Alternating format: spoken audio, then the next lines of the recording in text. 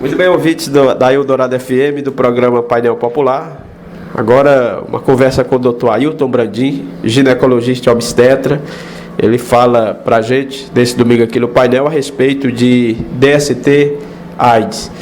Vamos abordar aqui inicialmente, Dr. Ailton, com relação às doenças sexualmente transmissíveis e uma situação panorâmica aqui do nosso município. Qual o diagnóstico que se tem? Bom dia. Bom dia, Zé Neto. Desde quando eu cheguei aqui há 14 anos que a gente tinha uma incidência um pouco alta de DSTs e com esse tempo de evolução do trabalho a gente tem notado uma diminuição significativa desses casos. Então, praticamente, do tempo que eu comecei aqui, há 14 anos, mais ou menos, a gente tinha um diagnóstico de uma DST por semana. E a gente tem notado que, ao longo dos anos, essa incidência tem diminuído. O senhor atribui o que a essa redução? Principalmente a presença dos médicos nas cidades, né? Houve uma presença maciça, isso tem se mantido.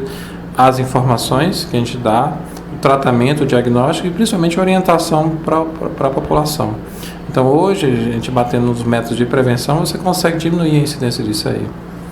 Certo? Um dos métodos preventivos seria, no caso aqui das DSTs, e por que não dizer da própria AIDS, um dos meios a utilização de preservativo, né, doutor? Na verdade, quando o casal começa a ter atividade sexual, a procura inicial seria pelo anticoncepcional, mas o anticoncepcional ele só protege contra a gravidez. E o ideal é que, ao iniciar uma vida sexual ou com o seu parceiro, namorado principalmente, o ideal é que se usasse principalmente a camisinha, que além de prevenir a doença, previne a gravidez, previne doença também. Bom, numa conversa aqui com o senhor em off, o senhor falou que observou essa redução das DSTs, mas por outro lado ainda continua havendo casos de HPV. Inicialmente, o que é que provoca o HPV? O HPV é uma doença causada por um vírus, que esse HPV é a abreviatura dele, que é o papiloma hominis vírus, tá? Ele é de predominância sexual, quer dizer, mais de 98% de contato sexual, as outras formas de contato não são muito frequentes, e assim, ele tem uma infectividade muito alta, normalmente ele tem uma predileção pelo trato genital feminino, e o homem também é acometido. Então, o contato íntimo, basta às vezes só um contato para a paciente ser contaminada. E como às vezes, na maioria das vezes, essa contaminação ocorre a nível só de dentro da vagina, passa despercebido a paciente e só vai ser diagnosticado nos exames de rotina. Mas no caso dessa infecção, a gente pode dizer que o HPV é um vírus assim diferenciado, doutor? Ele é um vírus bem interessante. Para você ver, o HPV ele tem mais 100 subtipos de vírus, tá? Aquela verruga comum, dito que aparece nos dedos da mão, das crianças e adultos, ele é um tipo de HPV. Então, ele pode estar nas mãos, ele pode estar na cavidade oral também, na vagina, no pênis. E o que é interessante do HPV é que a gente tem alguns que são de alto poder oncogênico, que eles podem causar o câncer de colo. Para dizer o seguinte, 95 a 98% dos cânceres de colo uterino são provocados pelo HPV. Bom, e quais são os sintomas aí para quem está desenvolvendo o HPV? O HPV ele pode ser evoluir de duas formas, ou sintomática, que seria o aparecimento das verrugas, ou assintomática, que teria de ser descoberto através dos exames de prevenção e colposcopia. Então, a paciente que tem a forma sintomática, ele começa a apresentar as verrugas na região genital. O homem também começa a apresentar na região genital aquelas verrugas, aí é a forma sintomática. A forma sintomática, não tem como você dar esse diagnóstico, a paciente dizer que está. Então, você tem que ter o cuidado de fazer os exames anualmente, tá? De prevenção, e aí você consegue detectar de forma precoce e tratar. Bom, quando procurar para realização de exames, qual o período que o homem, a mulher também deve estar procurando com relação a essa questão de exame preventivo ao HPV? Principalmente quando vai querer iniciar a vida sexual ou logo que iniciar a vida sexual, principalmente para o homem e para a mulher, é importante que ela vá de forma regular ao ginecologista. Antes de iniciar a vida sexual, fica a critério assim, da questão de se tiver alguma queixa. Mas basicamente, se vou iniciar a vida sexual, você tem que conversar primeiro com o ginecologista. Ou se eu já iniciei a vida sexual, eu tenho que ir de forma regular ao ginecologista fazer os exames de prevenção, porque aí ela já está exposta ao risco de contaminação. Bom, nesse aspecto aí de iniciação da vida sexual, muito recentemente foi desenvolvida uma campanha de vacinação contra o HPV, onde o público-alvo era aí meninas de até 13 anos. Qual a eficácia que o senhor vê aí nessa campanha, doutor Ailton?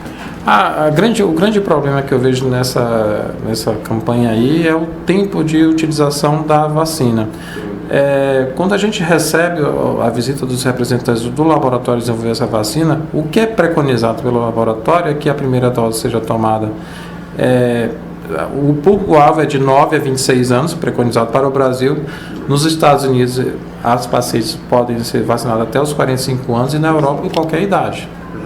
Tá? Não importa se o paciente já tenha tido um tipo de HPV ou não, você pode tomar. Essa vacina ela protege contra os 4 principais tipos de HPV que pode provocar verruga e câncer. Né?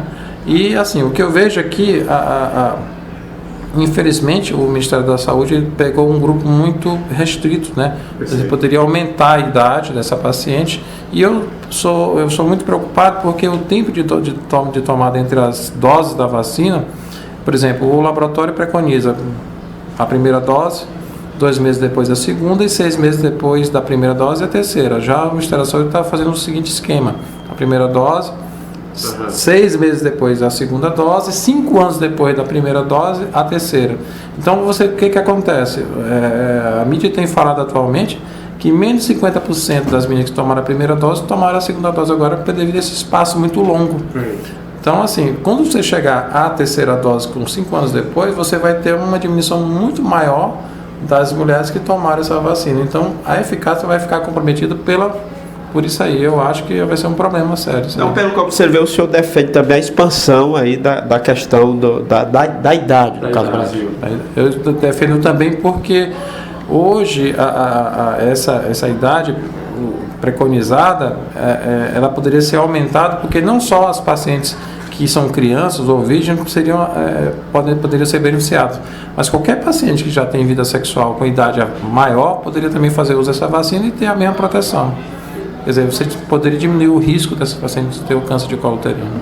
Bom, e qual recado o senhor passaria aqui para os ouvintes da Eldorado FM, do Painel Popular, especialmente essa camada jovem, com vistas a se prevenir contra as DSTs? O que você falou, prevenir, proteção, acima de tudo proteção. Nós temos aqui uma incidência muito alta de pacientes abaixo de 15 anos grávidas, tá? Que para mim, assim, a mulher ainda está em processo de formação do seu corpo, da sua personalidade, da sua estrutura, e aqui, eventualmente, você pega o paciente com 12, 13, 14 anos gestante. Então, assim, a principal forma que eu acho é a proteção. Não abra mão da proteção. Não é só gravidez que se protege principalmente das doenças.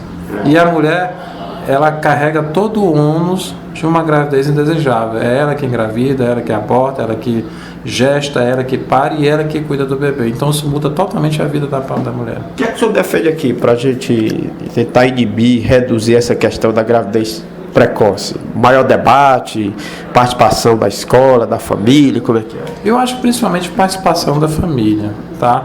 Eu me lembro que quando eu era adolescente, minha mãe falava muito comigo a respeito, me orientava bastante, já que a escola não tinha aquela abertura naquele tempo, mas eu acho que tudo começa da família. Se a família for bem estruturada, conversar e orientar, e poder se estender para a escola. Eu acho que hoje o pessoal está muito na brincadeira, no oba-oba, vamos todo mundo, e a gente só vê as consequências depois, né? Que uma gravidez não é uma criança, não é um boneco que você brinca e guarda. Claro. É um ente que vai o resto da vida depender de você. Doutor, entendo essa questão do oba-oba que o senhor falou, nessa segunda-feira é o Dia Internacional de Combate à AIDS, e a gente sabe que no Brasil existe essa política aí de tratamento por meio do coquetel que já dá uma qualidade de vida melhor para quem tem o vírus. Talvez isso tenha tornado, às vezes, até as pessoas um pouco assim, irresponsáveis de abrir mão da camisinha. Pode ser isso? Eu acho que devido ao tempo que a AIDS tem, eu acho que de alguma forma as autoridades baixaram a guarda. Hoje você não vê tanta campanha em televisão contra a AIDS.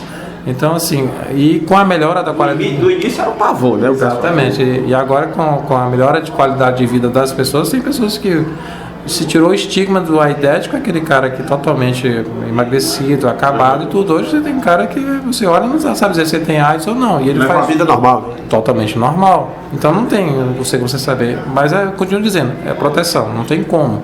A principal característica de você se prevenir é proteção. Não abra mão da proteção. Tudo bem, doutor Ailton Brandin, agradeço a gentileza de receber aqui a nossa reportagem. O tempo passa rápido. Lá no início o senhor falava que já está há 14 anos aqui. Acredito que acumulando muita experiência, né? Não, tem sido fantástica a experiência aqui. Aprendi muito, principalmente com meu colega Edmilson, que já era... E como a gente vem com uma formação diferenciada, aqui você começa a acrescentar. Quer dizer, eu não só trouxe para cá, eu também aprendi muito aqui, principalmente com o Edmilson. Tudo bem, um abraço.